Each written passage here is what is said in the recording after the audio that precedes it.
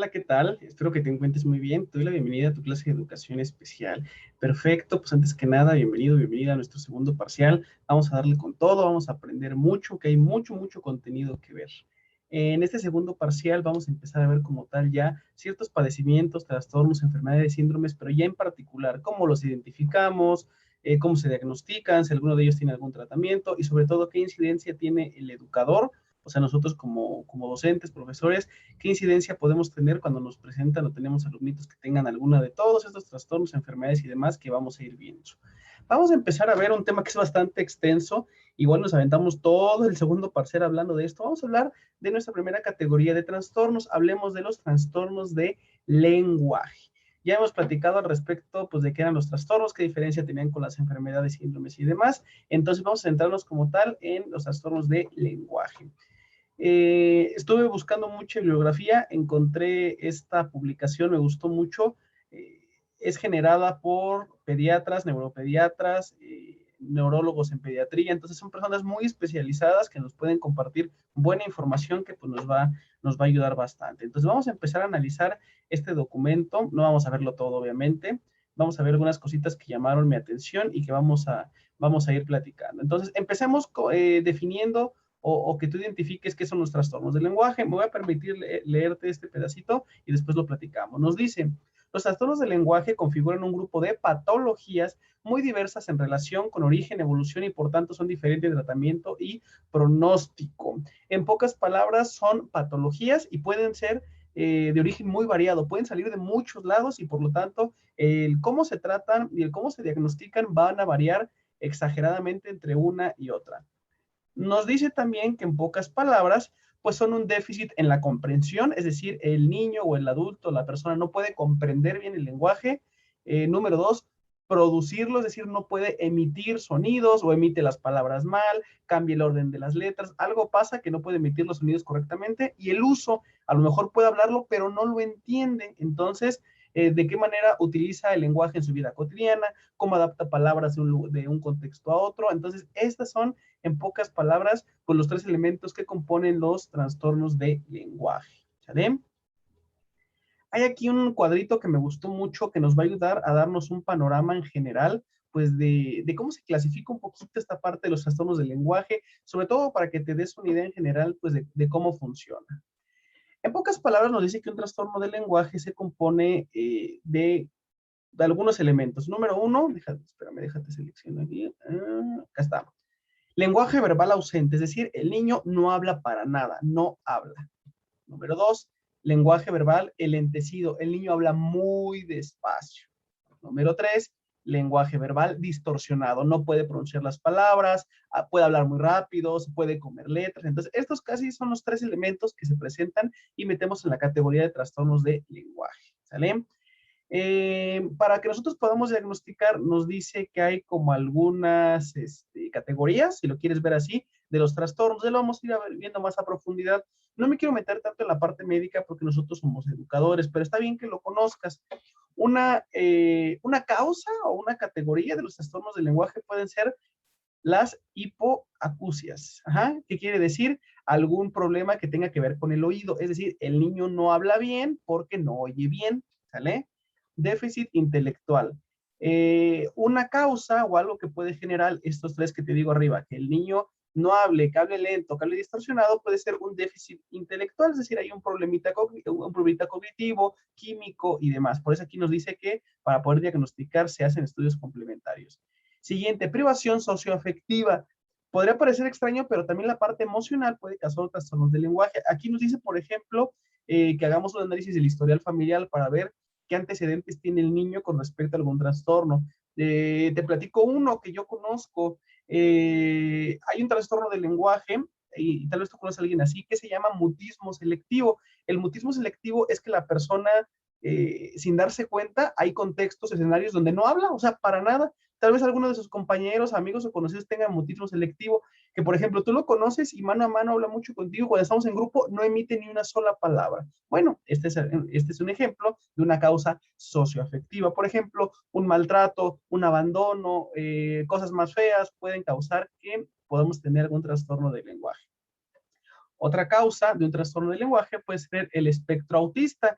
Es decir, el autismo no siempre, pero en muchos escenarios se relaciona que el niño o la persona autista casi no habla o habla muy poco, emite pocas palabras y sonidos. Entonces, pues aquí ya lo veremos, no sé si en este cuatro o en el que viene, pues que hay diferentes escalas de autismo, que se necesitan estudios específicos para entenderlo y demás.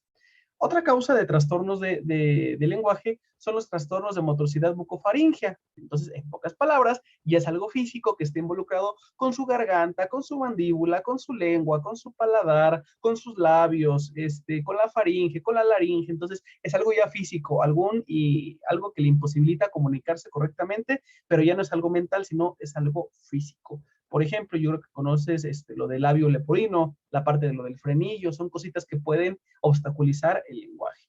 Y por último, lesiones cerebrales. Aquí nos sugiere que hagamos unos estudios de neuroimagen, es decir, en pocas palabras, una persona tiene alguna lesión cerebral, tiene un golpe, alguna conmoción, algún choque, algún accidente, y puede pegar en cierta parte del cerebro, que lo que va a generar es que la persona ya no se pueda comunicar. Entonces, en pocas palabras, estos son algunas clasificaciones como para que te des una idea de dónde nacen los trastornos del lenguaje que vamos a estar viendo a lo largo de este parcial. ¿Sale? Déjame ver aquí. Bueno, esto igual para que lo conozcas. Habíamos platicado, bueno, una diferencia fundamental entre un trastorno y un síndrome es que del síndrome no sabíamos por qué se originaba, pero aún así hay algunos trastornos que son muy difíciles de diagnosticar, porque por lo general las personas, por ejemplo, una persona que tiene autismo viene acompañado de otros trastornos alrededor, por eso el diagnóstico a veces es bastante complicado. Hay personas que solamente tienen alguna alteración fonológica, es decir, por ejemplo, creo que un par de ustedes tiene este pequeño trastorno que no pueden pronunciar la letra R y dicen EGE. Entonces, ese es un trastorno de lenguaje, chiquitito, por eso se le conoce como retraso simple de lenguaje. De hecho, a lo mejor ahorita que ven el video se acuerdan de algún compañero, porque sí, creo que de aquí de su salón hay como dos personas que tienen eso, que no pueden pronunciar las letras R o las letras S y demás. Y también están las alteraciones en varias dimensiones, es decir, cuando una persona tiene muchos trastornos alrededor y eso complica muchísimo pues el diagnóstico. ¿Sale? Muy bien. Acá, a esta quería llegar. ¿Cómo nosotros podemos darnos cuenta o de qué manera nos damos cuenta que una persona tiene un trastorno del lenguaje? Bueno, existe algo que se le llama la cronología del lenguaje normal. Es esta tablita que tenemos aquí que nos indica una persona en parámetros de normalidad, cómo debería ser su desarrollo del lenguaje. Entonces, si tú no entras en esa tablita que está aquí, lo más probable es que tengas algún tipo de trastorno, complejo o simple, cualquiera de los dos. Vamos a verlo así por encimita para que no sea tan complicado y tan largo. De todos modos, lo vamos a ir platicando en la clase y demás. Como te comentaba, esa tablita se le conoce como la cronología del lenguaje normal. Es como una persona normal, pues debe de ir desarrollando su lenguaje. Nos dice, lo clasifica en estadios prelingüísticos. Yo siempre he tenido conflicto con esta palabra porque no lleva acento, pero para mí es estadios, no estadios. Pero bueno, dice que un niño de 0 a 2 meses empieza con la producción de vocalizaciones reflejas, sonidos vegetativos. Es cuando el niño empieza a hacer uno que otro un ruidito, bosteza, suspira. Esos son los primeros pasos del lenguaje. Después de 1 mes a 4 meses, dice que ya empieza a generar alguna producción silábica arcaica, algunas secuencias fónicas, imitación de melodías, sonidos adultos, y va aumentando la vocalización por el refuerzo social. En pocas palabras, empieza a emitir algunas sílabas, ma, pa, ga, re, ra. Entonces empieza a decir algunas sílabas así al azar, y aquí es cuando el adulto como que da ese refuerzo social de a ver, ¿cómo me llamo? ¿Cómo se dice aquello? Está como que forzando, no de mala manera, está empujando al niño para que empiece a generar más sílabas. Después, de los 3 a los 8 meses, nos dice que ya existe un balbuceo rudimentario. En pocas palabras, el niño, bueno, el bebecito empieza a emitir más sonidos, por eso nos dice que hay una mayor frecuencia de voz, empieza a hacer gruñidos y empieza a hacer chillidos. Después, de los 5 a los 2 meses, ya empieza un balbuceo. Aquí es cuando ya pueden empezar a juntar algunas silabitas. Por ejemplo, dicen ma, mamá, pa, papá, patata. Aquí dice patata. Bueno, entonces, aquí de los 5 a los 10 meses, el bebecito ya empieza a emitir sílabas, incluso palabras sencillas. De los 9 a los 18 meses, nos habla de un balbuceo mixto. Aquí ya algunos bebecitos ya se sueltan un poquito más a hablar y dicen ahí cualquier cosa, pero ya empiezan a emitir palabritas y sílabas un poquito más complicadas. ¿Sale? Entonces, esta es la primera fase prelingüística. Desde aquí nosotros ya podemos notar si algún bebecito, por ejemplo, llega a los 18 meses y todavía no emite ningún ruido, entonces ya hay un poquito de alerta, ¿no? De que algo está pasando. Vamos a hablar ahora de la siguiente parte, del desarrollo del sistema fonológico. El sistema fonológico está compuesto por todos los órganos que hacen que podamos emitir sonidos, desde nuestros pulmones, garganta, faringe, laringe, nariz, lengua, todo el sistema psicolocutor, todo esto es lo que hace que podamos emitir sonidos.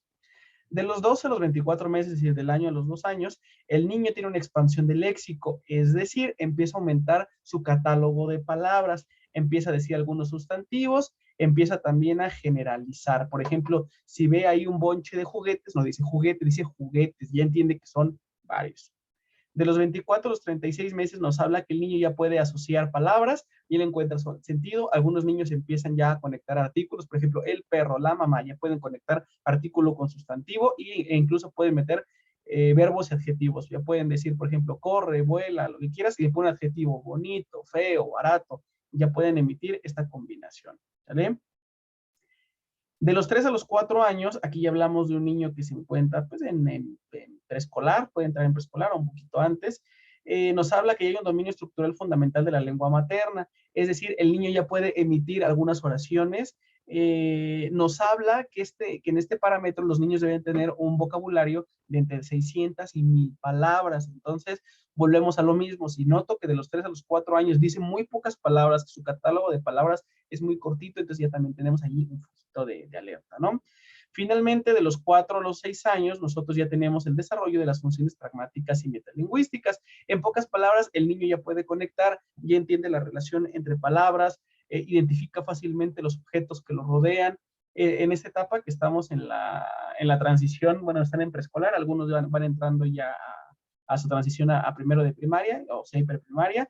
Entonces, él ya puede comunicarse de mejor manera. Entonces, con esa tablita que nosotros tenemos aquí, podemos ir haciendo una comparación, podemos ir haciendo un expediente. Si yo noto que uno de mis alumnitos, por ejemplo, está entre los 3 y 4 años y todavía se encuentra por acá, que apenas está haciendo algunos ruidos graves, agudos, entonces ya tenemos un foquito y tal vez lo más prudente sería complementarlo con algún tipo de diagnóstico y finalmente, pues, proceder a encaminarlo con un especialista, ¿vale? Pues entonces, la intención de esto es que tú conocieras en pocas palabras, bueno, en muchas palabras, que fue bastante información. Primero que nada, ¿a qué se refieren los trastornos del lenguaje? Segundo, ¿qué puede generar un trastorno del lenguaje? Que vimos aquí seis elementos que pueden generar el trastorno del lenguaje. Y finalmente, que tú conocieras la cronología del lenguaje normal. En pocas palabras, pues, ¿cuál es el desarrollo normal que debe tener un niño a la hora, pues, de ir generando su lenguaje? ¿Sale? Pues listo, terminamos nuestra clase por el día de hoy. Te voy a dejar que descargues una aplicación. Yo te voy a mandar un mensajito a nuestro grupo de qué aplicación vamos a descargar, porque tengo la intención de que aprendamos, aunque sea de manera muy superficial, lenguaje de señas. Entonces vamos a empezar a trabajar con eso. De todos modos, yo te doy todas las indicaciones. Sin más por el momento, me despido, quedamos en comunicación y nos vemos pronto. Hasta luego. Bye.